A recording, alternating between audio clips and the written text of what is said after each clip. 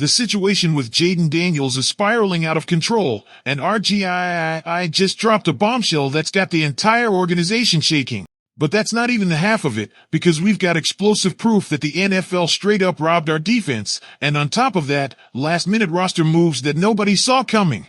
3 major stories that could flip this season on its head, and you do not want to miss a second of it. Ready for the truth?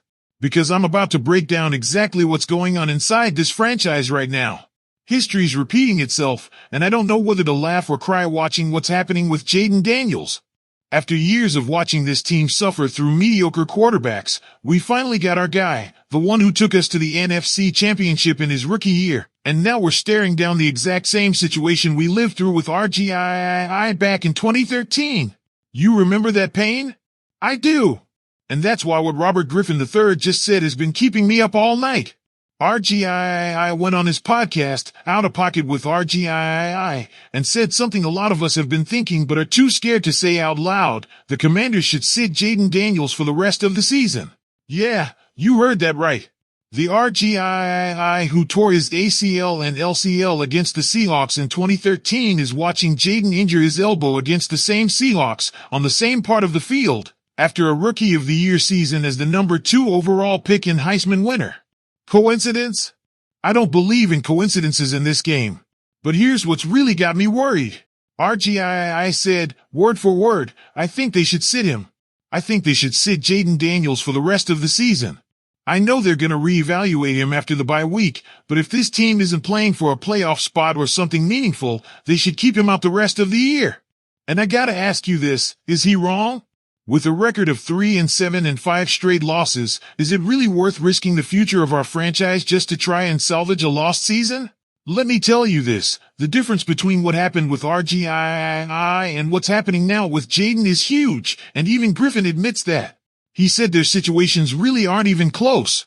And you know why? Because this organization isn't the same anymore. We don't have Dan Snyder poisoning the culture. We don't have Mike Shanahan and RGII beefing in public over whether he should play or not. Now we've got Dan Quinn, who immediately took full responsibility for leaving Jaden in that game against Seattle when we were already getting blown out. The culture has changed, and that gives me hope. RGII said it straight. Jaden Daniels' story is not like mine. We've got better ownership with Josh Harris, no internal drama, and a head coach who puts player health above everything. But that doesn't mean we shouldn't learn from past mistakes. RGII's injury in 2012 changed the course of an entire decade for this franchise. Are we really about to make the same mistake again? Look at the cold, hard numbers. We need to win our last 7 games just to have a shot at the playoffs, and even that doesn't guarantee anything in a stacked NFC. Meanwhile, Jaden's dealing with an elbow injury that needs time to fully heal. Is it worth risking his career for a 5% shot at the postseason? I don't think so. And apparently, RGII agrees. But here's the part that gives me the most hope. RGII said, I'm a positive thinker. I believe he'll bounce back, as long as they give him the proper amount of time to fully heal. That's the key, time. We can't rush him. We can't pressure him to come back before he's 100%. Because if we learned anything from the RGII era, it's that rushing back from injury can destroy a promising career. Adam Peters and Dan Quinn have a huge decision to make after the bye week. Are they going to listen to someone who lived through this exact situation? Or are they going to risk Jaden's future trying to save a season that's probably already gone? I know what I'd do, and I hope this new front office is smart enough to make the right call. And you know what's the most ironic part of all this? RGII is using his own painful experience to try and save Jaden from the same fate. That's what I call putting the team before ego. Total respect to Robert for having the guts to say what most analysts won't say out loud. If that shocked you, wait till you hear this, because what Darren Payne just revealed is going to make you question the entire integrity of NFL officiating. You're out of your mind if you think the NFL got it right with Darren Payne's suspension. And now we've got video proof that we got robbed, and I'm heated because this isn't just about one game, it's about the integrity of the whole league. We all saw what happened in the second quarter against the Lions. We all saw Darren Payne throw that right hook that landed square on a Monterey St. Brown's helmet. We all saw the ejection. We all saw the one-game suspension. But you know what we didn't see until now? The full truth. And Darren just posted the video the NFL conveniently ignored during the entire appeal process on his Instagram story. Let me tell you this, when I saw that video Payne posted, my blood boiled. Because there it is, clear as day, a Monterey St. Brown throwing the first punch, and a ref right there watching the whole thing. And what did that ref do? Nothing. Absolutely nothing. But when Darren responds a few plays later, suddenly the refs have eagle eyes and toss him immediately. Let me break down exactly what happened, because the narrative they sold us is completely wrong. The Lions had just scored to go up 20-3, and St. Brown walks up to Payne talking trash. We all saw that. What they didn't show on the broadcast was that a few plays before that, St. Brown had already thrown a punch at Payne, with a ref literally 5 yards away, looking right at it. And what happened? Nothing. No flag. No warning. Nothing. Javon Kinlaw confirmed it after the game, and I respect the hell out of him for telling the truth no matter the consequences. When asked if he saw St. Brown throw the first punch, Kinlaw said, "Yeah, for sure, and the refs saw it too. It was BS, it was trash." And when asked specifically about the refs, he added, "I felt like in the moment they were cheating us, to be honest." Darren only retaliated because the refs literally saw the first punch. Do you understand how serious this is? It's not just that the refs missed a play. It's that they saw the first punch, did nothing, and then ejected Darren for defending himself. That's not a mistake, that's bias. And the worst part is, the NFL reviewed all of this during the appeal process and still upheld the one-game suspension. Now, I'm not saying Darren didn't deserve to be ejected. He threw a punch on national TV, and those are the rules. But how is it possible that St. Brown walks away from this clean? How can he throw the first punch, with a ref watching, and not even get fined? That's what's got me furious. The total inconsistency in how the rules are applied. And here's the part that really stings. Darren couldn't travel with the team to Madrid for the game against the Dolphins. We lost one of our best defensive players, a cornerstone of our D-line, for a major international game, all because the NFL chose to ignore half the story. Meanwhile, St. Brown played the next game like nothing happened, no consequences at all. I believe the NFL has a serious problem with consistency in officiating and discipline. Remember when Myles Garrett hit Mason Rudolph with his own helmet and got suspended indefinitely? That was the right call. Remember when Ndamukong Suh stomped on players and got multiple suspensions? Also the right call. But here we've got video evidence of who started the fight, and the NFL only punishes one guy. Explain that logic to me. What Payne did by posting that video was genius, because now the entire NFL community can see exactly what happened. It's no longer our word against theirs. It's not he said, she said. It's clear video showing St. Brown threw the first punch and a ref was right there. The evidence is out there for everyone to see. But here's my biggest concern. If the NFL can ignore video evidence during an appeal process, what else are they ignoring? How many other times have they made decisions based on what was shown on TV instead of reviewing all the available footage? This sets a dangerous precedent where players don't get a fair shot in the appeals process. Javon Kinlaw said it best when he wrapped up his comments. It's a physical game. Stuff happens. But on my end, I just gotta be smarter in certain situations and protect the team.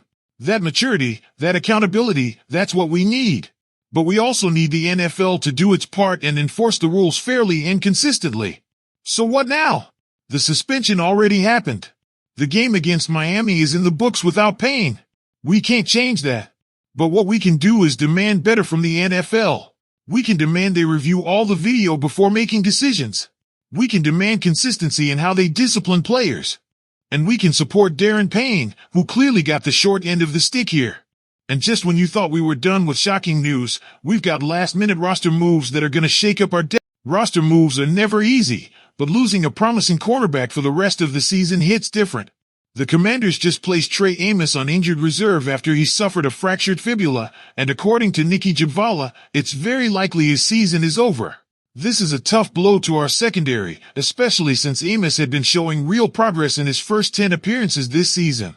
Let me give you some context on who Trey Amos is and why this matters. This 23-year-old was our 61st overall pick in the 2025 draft, a second-rounder that Adam Peters specifically targeted to strengthen our secondary. Amos signed a 4-year deal worth $7.28 million with a $1.93 million signing bonus. That's a serious investment, and now we're losing him for the year. Amos' numbers this season weren't flashy, but they showed a player finding his footing in the NFL: 32 total tackles, 1 tackle for loss, and 6 passes defended in 10 games. Is he an all-pro? No. Is he a number 1 corner? Not yet.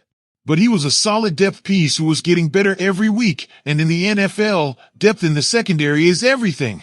Let me tell you this, losing Amos isn't just losing a player, it's losing options. It puts more pressure on our starting corners. It increases the risk of more injuries because now we've got less rotation. And in a season where we're already struggling with a 3-7 record, every injury feels like another nail in the coffin. But Adam Peters didn't just sit on his hands. In response to Amos' injury, the team made 4 additional roster moves that show they're trying to stay competitive despite the circumstances. First, they signed wide receivers Robbie Chosen and Jacoby Jones to the active roster from the practice squad. These moves give us more options in the passing game, especially with all the injuries we've had at receiver. They also signed wide receiver River Crocraft and defensive end DeMarcus Walker to the practice squad.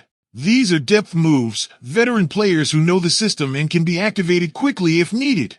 Walker, in particular, is interesting because he gives us another option in the pass rush, something we always need more of. But you know what worries me? These moves feel reactive, not proactive. We're responding to injuries instead of preventing problems before they happen. And that's been part of the bigger issue this season. It feels like we're always one step behind, always reacting to crises instead of anticipating them. Amos' story is especially compelling because it shows the path so many players take to reach the NFL. He was a 3-star recruit, ranked as the number 105 athlete in the 2020 class out of New Iberia, Louisiana. He committed to Louisiana Lafayette, spent 3 seasons developing there, then transferred to Ole Miss for his final college season. That kind of journey shows grit. It shows this kid had to earn every opportunity he got. And now, just as he was starting to find his place in the NFL, just as he was proving he could compete at this level, he suffers a fractured fibula that likely ends his season. That's devastating for any player, but especially for a rookie trying to prove he belongs in this league. I believe this is a reminder of how brutal the NFL really is. It doesn't matter how talented you are, or how hard you've worked to get here, one play can change everything. A fractured fibula can cost you an entire season of development. And for a rookie, losing that experience is massive. But here's what gives me hope. The organization is handling this the right way. They're not rushing Amos back. They're not trying to force him to play hurt. They're putting him on IR, giving him time to heal properly, and making the roster moves needed to fill the gap. That's what a professional organization does. The moves to elevate Chosen and Jones from the practice squad to the active roster are especially smart because these guys already know the system. We're not bringing in completely new players who need weeks to learn the playbook. These are dudes who've been in our practices, who know the plays, who can contribute right away if needed. And signing Walker to the practice squad gives us a veteran pass rusher who can be activated quickly if we need help on the edge. With everything that's happened to our D-line this season, including Payne's suspension, having experienced options available is crucial. But here's my question for all of you. With Amos out and our secondary already struggling, how are we going to defend the explosive offenses left on our schedule? Because let me tell you, the teams we've got coming up aren't going to show mercy. They're going to attack our weaknesses, and right now, our secondary is definitely a weakness. So let me ask you this, Commanders Nation, after everything we just broke down, do you think we should sit Jaden for the rest of the season like RGII suggests? Are you as pissed off as I am about how the NFL handled the Darren Payne situation? And how do you think we're going to make up for the loss of Trey Amos in our secondary? I want to hear all your thoughts in the comments. Do you agree with RGII? Do you think the NFL owes Payne an apology? Do you trust Adam Peters to navigate these injuries and keep us competitive? And if you really love this team, if you bleed Burgundy and Gold like I do, then I need you to do something for me right now. Hit that like button if you think we should protect Jaden. Subscribe if you're tired of the NFL treating us unfairly. And share this video with every Commanders fan you know, because this info needs to be heard. We're a family here, and families stick together through the tough times. We're going through a brutal season, but that doesn't mean we jump ship. That doesn't mean we stop supporting our players. It means we rally stronger, demand better from our organization and the league, and get ready to come back stronger next year. So join this community. Be part of this Commanders family that never quits no matter what. Drop your comments, your takes, your frustrations. I want to hear it all. Because together, we're gonna get through this, and we're gonna come out the other side stronger.